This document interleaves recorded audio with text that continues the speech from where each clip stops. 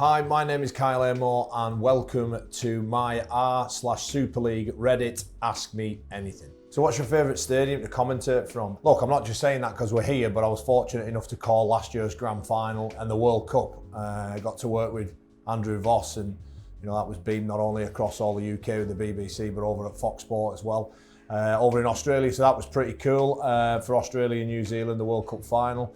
Yeah, I would probably say here, Old Trafford. You seemed to have quite easily slipped into being a good podcast host and a media personality. Was this something you always had in mind as a career after playing? Yes, it was.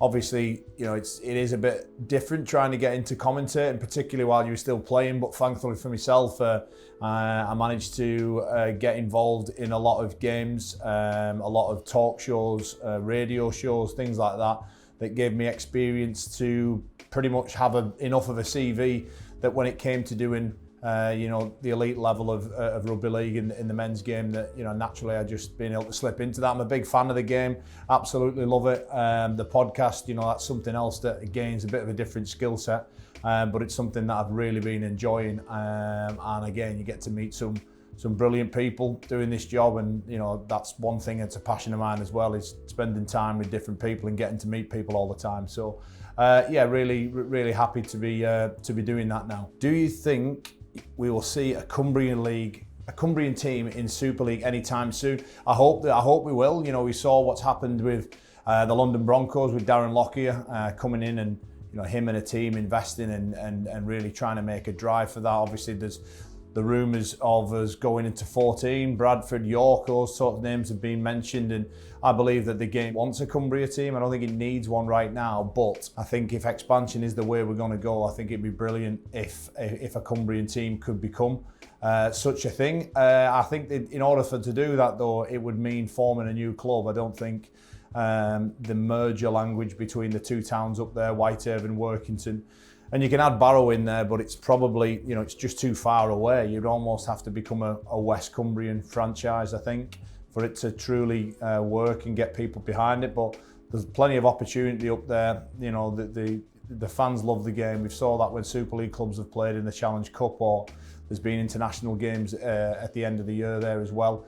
That fans do appreciate and come out in the thousands for it. So the appetite's there. It just needs something, or maybe a new team or a new franchise to make rugby league sexy up there again, I think. The two, like I said, the town clubs have done brilliant. The amateur game's still producing loads of players, but there's a huge disconnect between the semi-professional game and the fan base up there at the moment. So I think, who wouldn't want to come and watch Wigan, St Helens, Hull KR on a Friday or a Saturday night up in Cumbria? I'm pretty sure there'll be plenty of people who want to do that. So that's my hope anyways. I'm an esports commentator who started out in rugby league commentary for the Bulls. My question to you is, what resources do you get to use as part of your preparations for commentary? That's a great question. Obviously, we have Ian Proctor, who's our main statistician. He has been at Sky Sports for as long as I can remember, and he's excellent. He is really the game sort of historian, fact finder out in terms of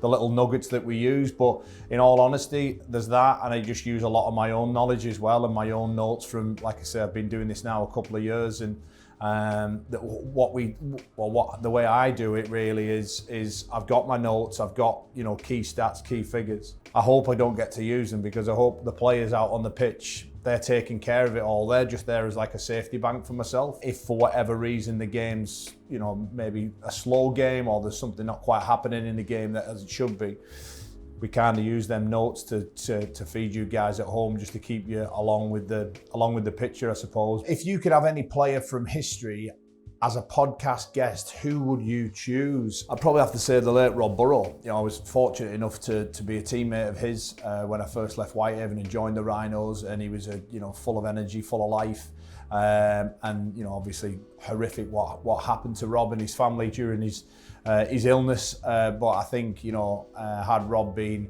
around fit, he would have certainly been on the pod by now anyways, but I think Rob Burrow would be my pick from history. Hi Kyle, are there any current players you can see following yourself, Tompkins, Wilkin into the media world when they retire? Are you anyone you think would be a natural or seem keen? Look, we get guests all the time on Sky, and it's great to see lads, and girls putting their hand up and doing it. I think, whenever it's, like I say, it's been the men's, women's or wheelchair, the guests that we've had on usually are all very natural and comfortable at it. I think George Williams I enjoy George Williams' stuff. I enjoy Paul Cook as well when Paul Cook's on. But you're asking about current players. I'd probably go George Williams. I think he speaks well. He's very knowledgeable, and he's one of the stars of the game. So I'd probably say George Williams. Have you thought about moving from being an analyst to being the main commentator? I like your main work as commentator for the wheelchair grand final. Describing the flow of the game and the atmosphere suits you even better than being an analyst or summariser. Well, first of all, thanks for your kind words. The wheelchair grand final was kind of dropped on me late on, really, if I'm honest, and got asked would I take it on as a lead commentator, and I was quite excited to do that, really, but it is a completely different skill. Summarising analysis, you've got more time to digest what's just happened and throw your sort of spin or expertise or analysis or whatever you want to call it into it. But the commentary, you've just got to be on it all the time and live and keep sort of painting the picture and the story of what's happening. So it was a great bit of experience to step into them shoes. And the wheelchair game as well, it lends for itself. It's very, very fast and free flowing, as we know.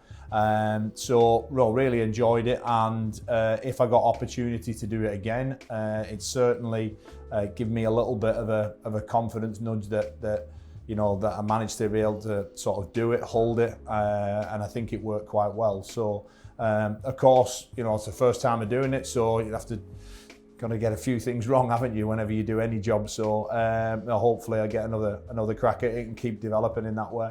What's your best memory from each club you played for? I remember watching you rip it up at Wakefield and wish we could have kept you. I really loved my time at Wakefield. I think obviously when I was at, I signed from Whitehaven, went to Leeds Rhinos, only played a handful of games there, and it didn't quite work out, which I was gutted about, to be honest, because I really wanted it to work at Leeds Rhinos. Such a big club, huge history in the game, massive club in a great city, but it just wasn't meant to be. I was just probably a bit too raw, wasn't quite ready for it.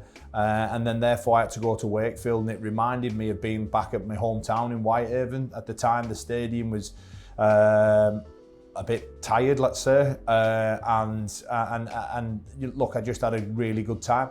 The team that we built was made up of almost those guys that, for whatever reason, it didn't work out with their parent clubs, so it was a little bit like Moneyball or Misfits, whatever you want to call it, but it worked. We managed to get into the playoffs, and we all really enjoyed each other's company. It was a great 3 years that I had at Wakefield, but my goal was always to get out of there.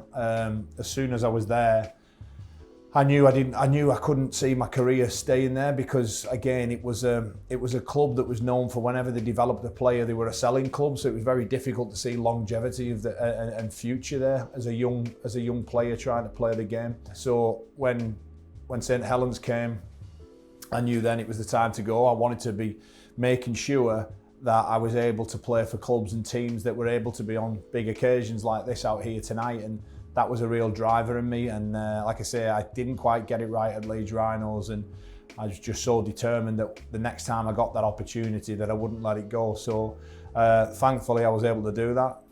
Nearly 10 years at St Helens, and we had loads of success, as some of you guys are aware of. But yeah, I mean, all the clubs I've played for were all special places, really. And probably my highlight at St Helens would have been, winning trophies out here with a group of lads who were all just as committed, keen, hungry. And again, we've got some good mates and friends for life out of each club that I've been at as well. So that's what it's all about. Players who have won things will tell you the trophies are great. They are, but they're just they're more for your family, I think. They're more for your kids and your mum to be proud of. But for you as a player, yes, that is great, but it's the memories of everything, leading up to the week, in the changing rooms after, the beer and the party afterwards, and it's all that really what you remember. You don't remember the the tin pot or the, the grand final rings that you end up getting. They're nice to have, but it's not, it's not the be all and end all. But the memories and the brotherhood and the camaraderie that you get out of working hard together for something is something that stays with you forever. So those are probably my best memories. What player would you try to avoid at all costs when running the ball in? Tommy Luluai, he was always one that could, the real sort of small, solid, nuggety players that would just love picking big dumb front rowers off, I suppose. But yeah, he could whack you. Luke Yates towards the latter end, he was one of those of my career that could whack you as well. I'm trying to think who else would have been in there. Obviously Edwin Apape now as well, and yeah, they're all the same mould. They're all really short, really thick set, and have got a desire to go and whack people. Who is the best player you have ever played with and against? See, this is a difficult question, this, because it all depends on what you define as the best. I know you're asking me what I define as the best, but the best player I've ever played against, I'd probably say Bevan French. I mean, look what he's doing now, and I said it, through the week. I think he's one of the best players, if not the best player in Super League history, in my opinion. There's been some fantastic players, and again, it's all subjective. It's all just one person's opinion, but I think Bevan French, his ability to do things out of nothing and win games and own moments is unbelievable. Best player I've ever played with. I mean, well, look, again, this is why I say it's a difficult answer. You've got James Rugby for his longevity, his consistency in the game, and then you've got people like Ben Barber, who are almost like a Bevan French, but only did it for a tiny little amount of time. Best player I've ever played with, Jamie Peacock as well when he was at Leeds. The toughness on that man. I think for overall sake, I'm going to say the best player I've ever played with is probably my old captain, James Rugby. I think, again, consistency, longevity, the hardest things in anything to do, aren't they? Whatever it's work or life, to have consistency and longevity in doing something, it takes a special kind of person. And he was quality in everything he did. All big players, he would turn up on them, and to do it for as long as he did, and in the position that he did it as well. An absolute warrior of the game. So James Rugby and Bevan French, I'll go for and against, or with and against rather. Theoretically, what is the largest animal you reckon you could throw over your house? Well, that's an interesting question, isn't it? I was thinking of a cat at first, but I thought, would it get all the way over? Yeah, I'm torn in between a cat and a guinea pig. I'm thinking I could definitely throw a hamster over, that'd be gone. A guinea pig, probably get that over. Yeah, a small cat. I'll go small cat. You'd have to take some wind up though, wouldn't it, to throw that over? But yeah, I'll go small cat. Not that I endorse it, by the way. Hi Kyle, did you enjoy commentating on the early rounds of the Challenge Cup games? My son plays for Oral St James's and scored a try against Hayes Finch in the first round. I do remember.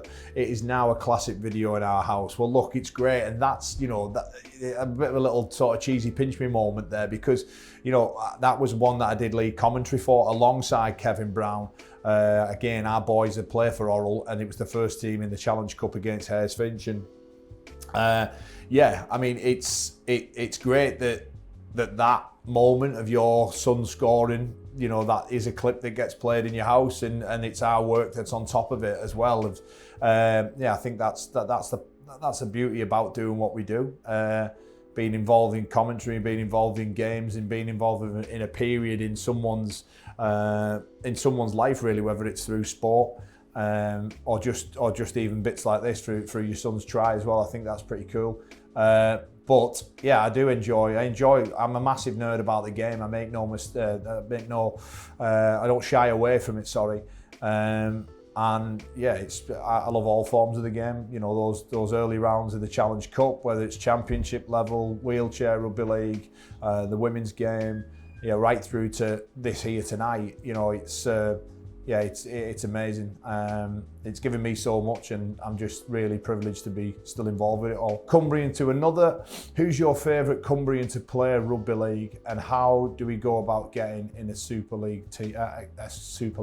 My favourite Cumbrian is my good mate Brad Singleton, who's now with Castleford Tigers. You know, me and Brad have always got on.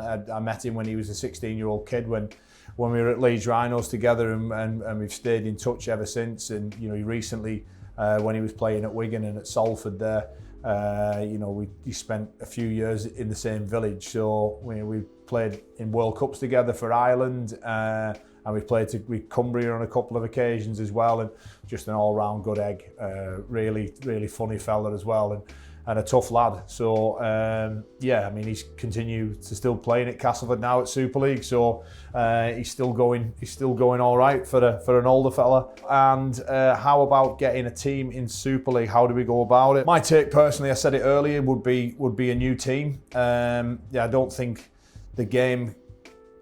You know, the game's at a point now where League One clubs, I'm not too sure whether that'll continue to be a thing in the future. They've got a restructure going on next season, I understand that.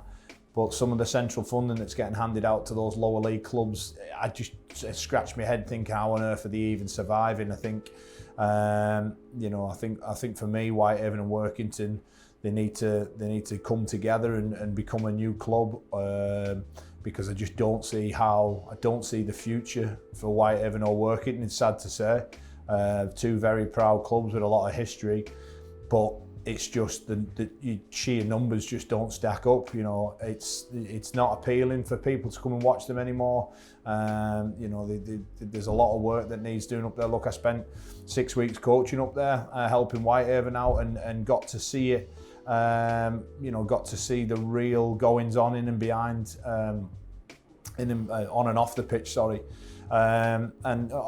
look, it's hard because people are trying their absolute best. I get it, but I just don't see how that's going to continue to be successful if they keep doing what they're doing. I think, you know, a new franchise, a new team, and I think it would certainly get sponsorship. It would get people back in it, and you know, people always want to follow success. So if the two of them can come together and make one competitive squad, I think that would be much better for the game moving forward up there. And that is that.